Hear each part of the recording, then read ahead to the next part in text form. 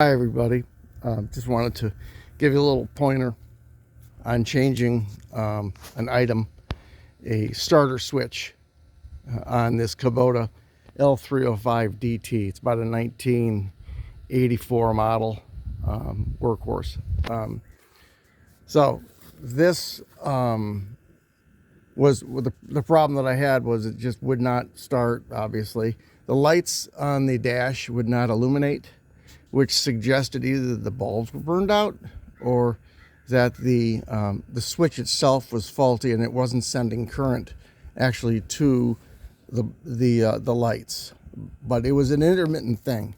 So the way I did this, and actually here is the actual start switch, and it's about 50 bucks in price, and you can get them still. Some of these parts are really difficult to get on these old tractors. Everything's cross-referenced, so you will have to special order these things, including the only thing that I recently also changed the thermostat on this, and that was an easy thing, and that solved my problem, which is good. So I had to change this thermostat on this thing, and then the other suggestion is to go to the get some spray foam and spray those baffles in there. Theoretically, you're supposed to be able to see light coming from one side to the other. I haven't done that. My problem was solved, but I definitely am going to do that.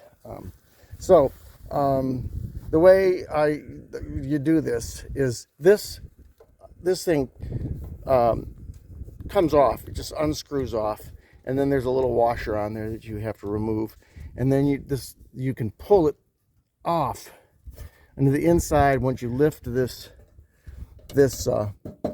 panel off, you can actually pull the starter out with all the connections and work on it outside, of the body itself here, And what I did, and I suggest doing as well, is you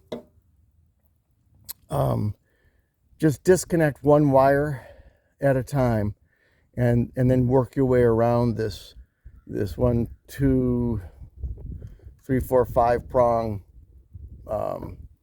configuration here. But I would suggest that you definitely do them one at a time until this comes off and your new one's on. This has these little screws, which are interesting. They're very delicate Phillips. And if you try to use a standard Phillips head screwdriver, you will strip those Phillips head points. And so luckily you can get a small 7mm socket or wrench, and you can take them off that way. So you can loosen them and then use your Phillips head to take that thing out. So that's the deal. And then you stick this thing back in there, and then you screw this end part on once you have it coming out, and that screws on, and then you're good to go. This did solve my problem. The lights came on. It was great. One thing that was interesting is that when you take this thing off, you should do this periodically, because there was a big mud dauber nest sitting right on these connection points. So I figured that probably was the culprit, but I also think that this switch was getting to the point where it was just getting defective. I could tell by the way it wasn't really clicking properly. So I hope that helps. One more little tip is changing the oil on this bad boy. It's very difficult to get accurate information on how to do this thing, but basically it takes about 6 quarts of oil. On the bottom of the engine there are 2 pans, and you have to drain each one. So there's not just one pan, but there are 2, and so really each one has about 2.5 quarts of oil in it. So the other thing that is interesting is it's very hard to find the right fuel filter. I mean, the right oil filter for these machines. They're just hard to find.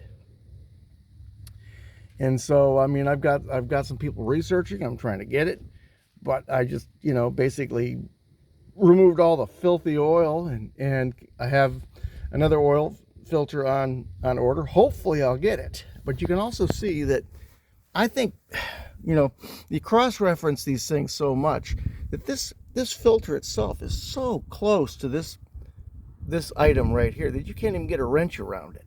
So always just hand tighten these things. But this is an interesting thing. It's very difficult to get good directions on this. And then my next thing I'm going to be doing is this fuel filter, which I'm going to research a little bit too, because you really need to change these fuel filters about every other oil change. But I think you've got to bleed this, and so I've got to do a little bit more study on how to do all that stuff. So I hope that helps, this little thing.